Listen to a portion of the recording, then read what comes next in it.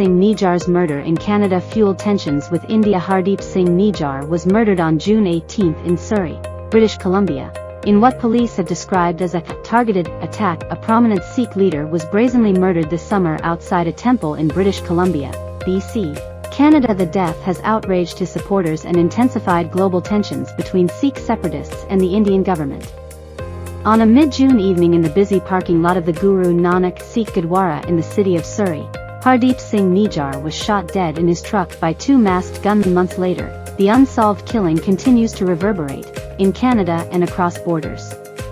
Hundreds of Sikh separatists took to the streets in Toronto, along with a handful others in cities like London, Melbourne and San Francisco, in early July to protest against the Indian government, which they believe is responsible for his death. Most recently, in September, Prime Minister Justin Trudeau accused India of being behind Mr. Nijjar's death, saying that Canadian intelligence had identified credible allegations of a link between his death and agents of the Indian state.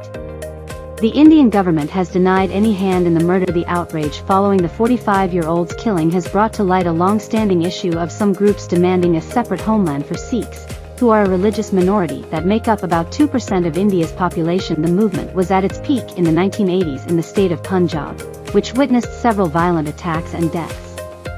It lost steam after armed forces ran special operations against the movement, but supporters in the diaspora community continued their calls for a separate state, which have intensified in recent years. India has strongly opposed the Khalistan movement. All mainstream political parties, including in Punjab, have denounced violence and separatism. Mr. Nijjar was a prominent Sikh leader in BC and a vocal backer of a separate Khalistani state.